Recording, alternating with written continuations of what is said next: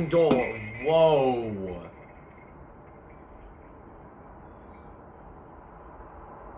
What am I looking at? Well, I'm here for the auditions. Did I make it to the right spot? I think you most definitely have the wrong spot, but have a good night. No, I definitely have made it to the right place. Well, I guess. Kitchen's over there. Hey, thanks for letting me in. So, what have you been up to the past couple months?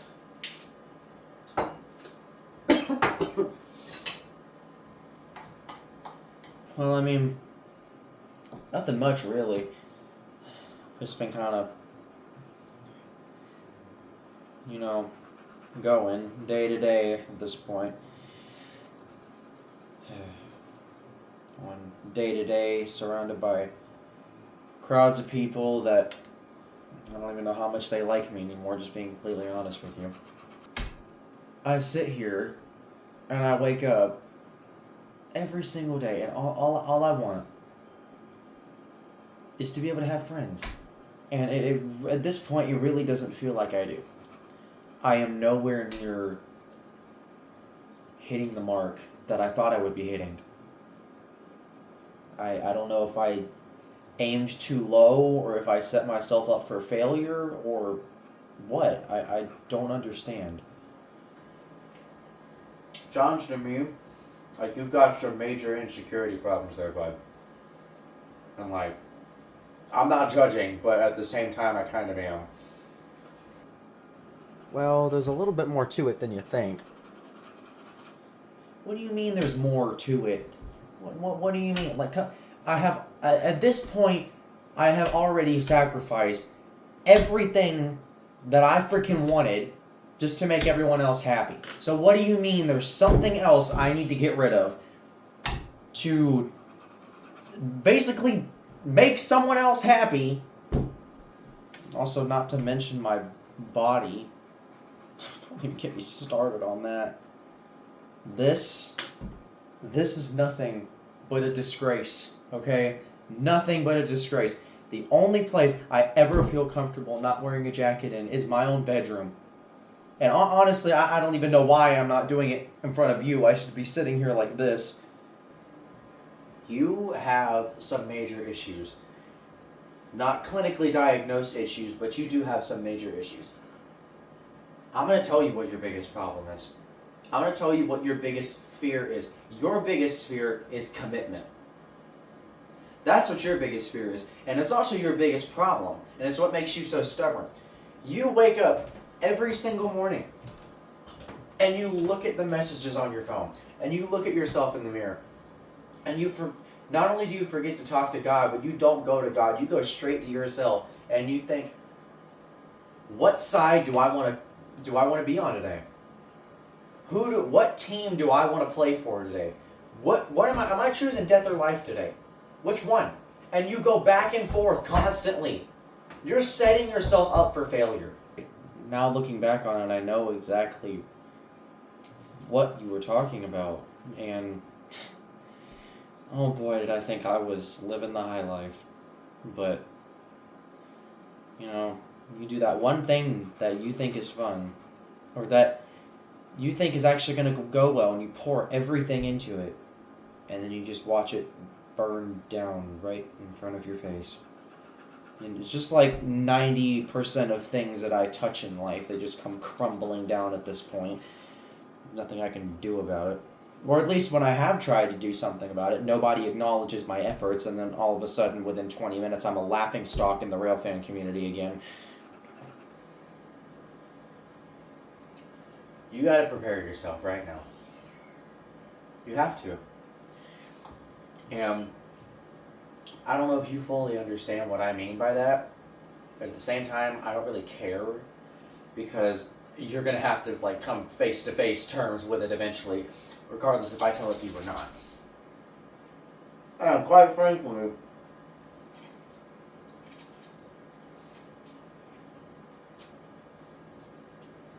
you're the reason your own life is going on a downward spiral right now. It literally says in Scripture, You cannot serve two masters. Yet here you are. One day this, the next day that. 2 weeks this, 2 days that. It's an ongoing cycle with you. It never ends. And you, by not choosing which path you want to go down, is only making your life harder. And you've been down the other path. Prime example, the beginning of this year.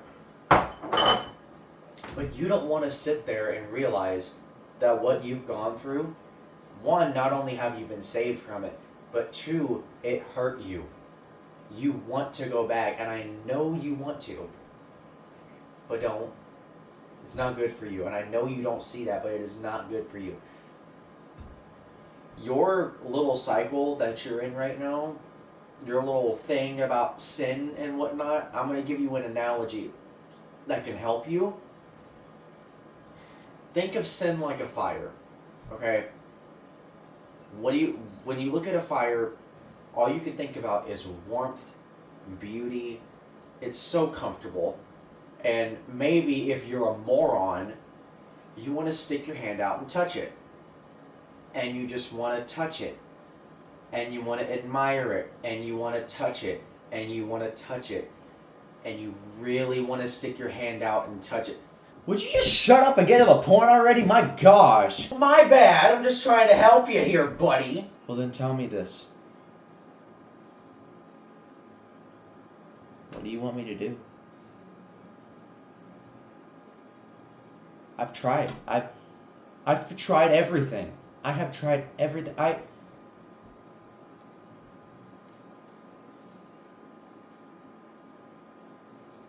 really don't think you will understand, but I'm just gonna go for it anyway.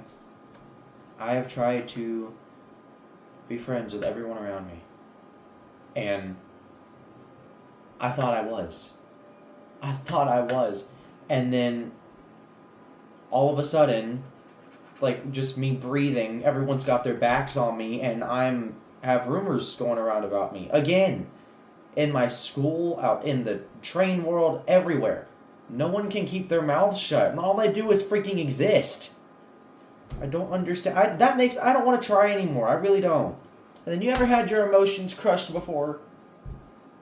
Feel like you're great, and then that everyone loves you, or someone loves you, and then all of a sudden you're having a knife like jabbed down your freaking throat. Try taking that one. And quite frankly, I don't want to try again. I don't. I'm scared to. You know, all my life I have had no good discernment. I don't know if the people I hang around are good friends or not. And, like, that's a big example. But I tried to be friends with everyone. I did. I tried to be friends with everyone. I tried to be somebody's best friend. Maybe even more, but at this point, all I know is that within 12 hours of me just existing, everyone turned their back on me. And I had to go to bed multiple nights in a row, forcing down my throat the fact that I need to understand that no one's gonna love me, that I blew my damn shot, that no one freaking cares. The only one that does care is God, but where is he in this equation? You see, this is a fake. This is not me. At least I don't think it is. However, it's what people notice. It's what gets people talking. So, if I fake at least this part of me, that means that everybody will love me. And if it means that I'll succumb myself to a label just to be noticed, then I'll step out of my comfort zone and let people do what they want. If if I give up a part of myself, if I sit here and internally like murder myself, but it means that everyone around me will love me and see me as something more than the scum of the planet, then I would do anything for that.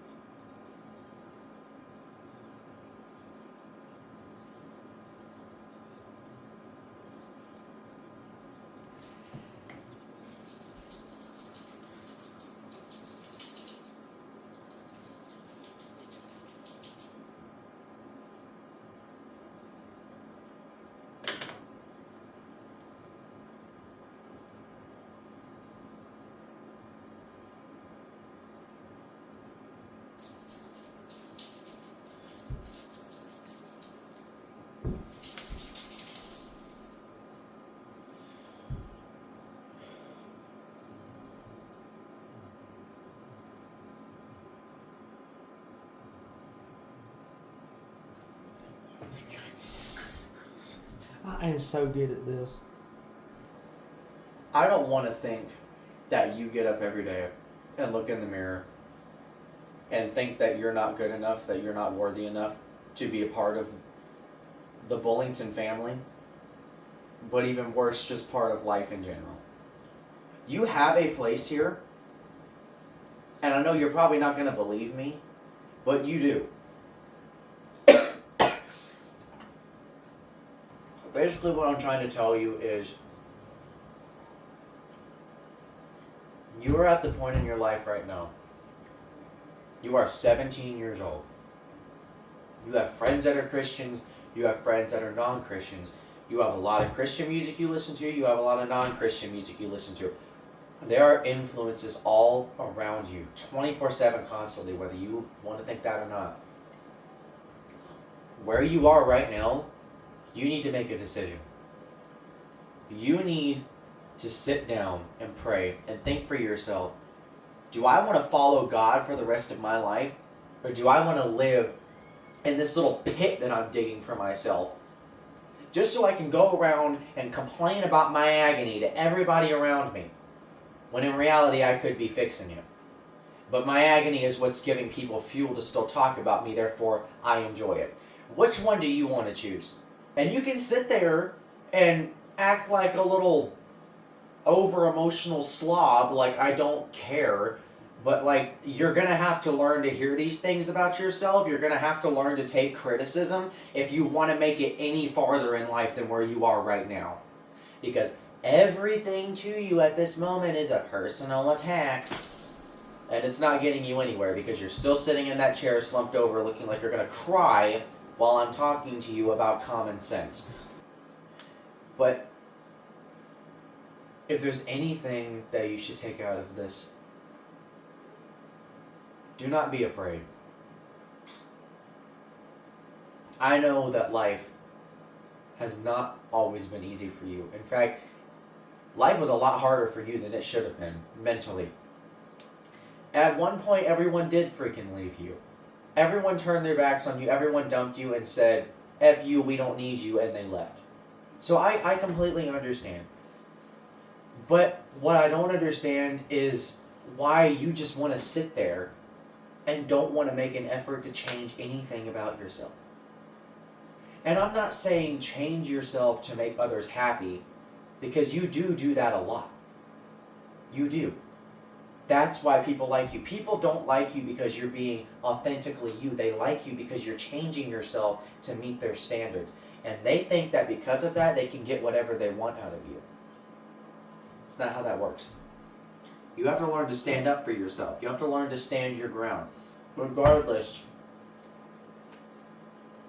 of how much people turn their backs on you. Regardless of how much you feel like there's no hope. How ugly you think you are. How stupid you think your brain is. how pointless the whole meaning of life is in general, you need to learn to call on God. That is something that you have not done for a long time. And yes, you've done it on and off, because people do have seasons in life where they're closer to God. In the middle, sometimes they feel like He's not existent. But you are just not doing anything to keep your faith going. You need God, and you need Him a lot more than you think you do. You need to call out to Him and just be like, God, help me. The one thing that I love about God is that He is different than every human you will ever meet for one reason. Humanity, at any given second, will turn their back on you. All you have to do is breathe. And all of a sudden, everyone is out there throwing dirt on your name again. That's just how people work. People are rogue. People are messed up. However, my favorite thing about God is that I can go to Him all the time about my mistakes. All the time. And He doesn't leave. He's still there. And I can take the same issue to Him as well. With you about to step in to what you're going to overcome, you are going to go to God a lot for the same things. And you know what? He's not going to turn His back on you. Everyone around you is going to turn their back on you and make you feel worthless. But there's a God up there that throughout all of this will not turn His back on you. That's the only thing you're going to have for a long time.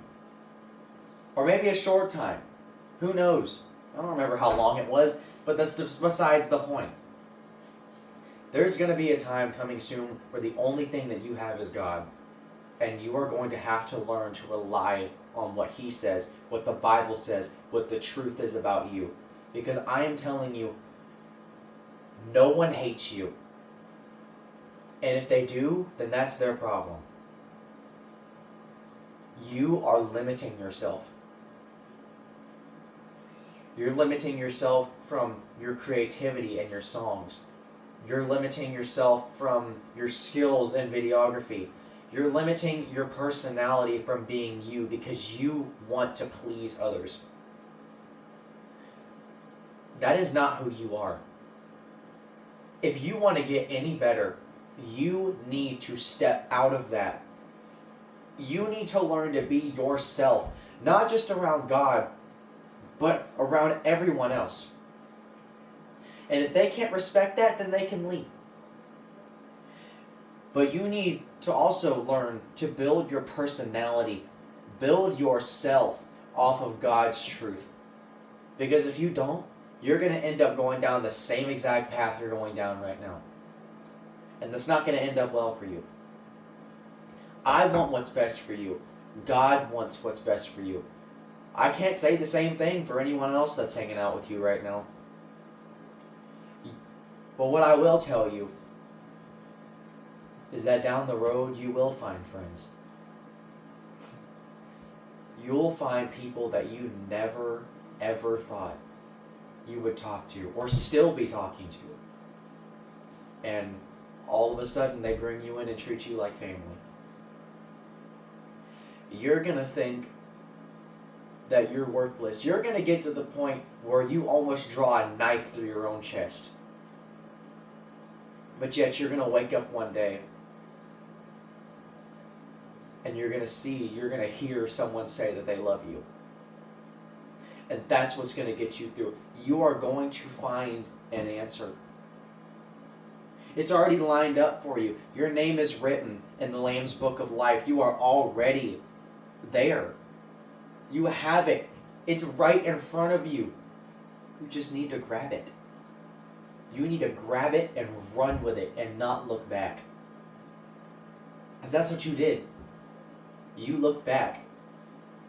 You were just like, oh, this fire is so pretty. Maybe if I try and admire it one more time, feel its warmth one more time, everything will just magically be better. But it's not. In fact, it made it worse. You need to stop chasing what you want.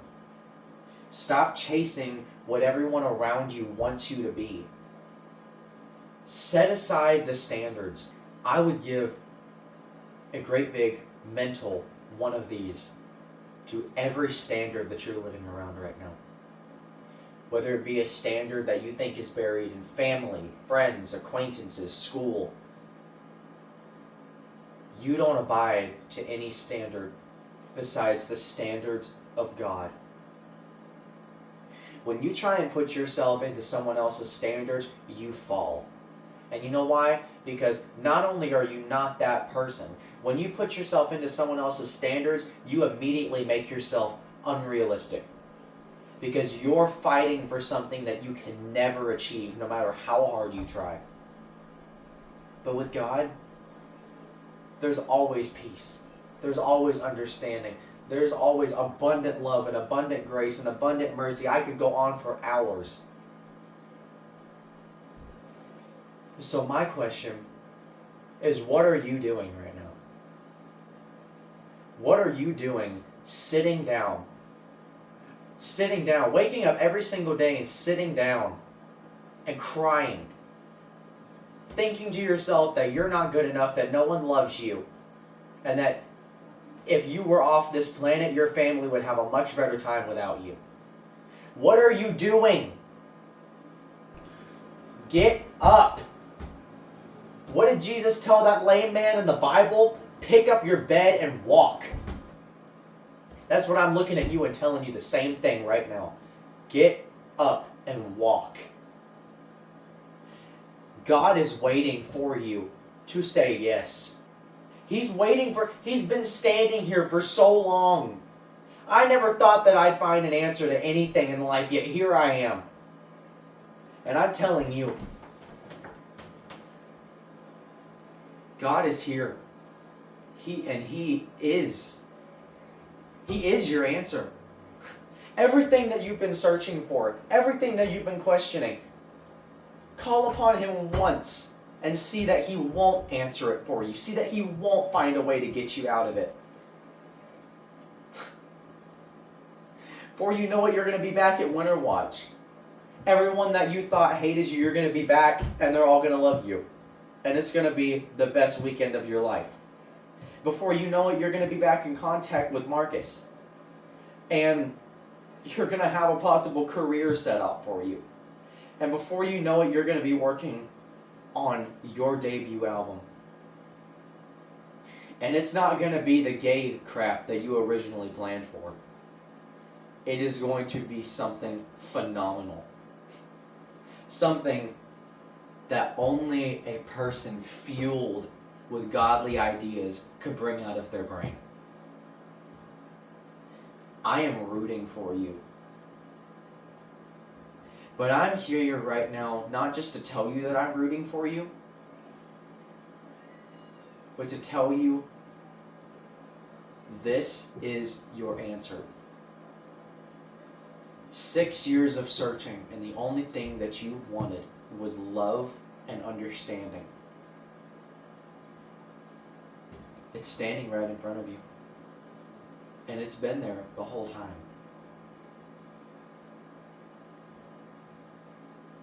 You just had to say yes. Stupid question. I have a Bible that I haven't used in months in my dresser. Do you think we can read it together? There is nothing I would be more happier to do than to read my Bible with you. Let's do it. I gotta find it real quick. I have mine on the couch. Here, let me bring my pasta. Let's do it.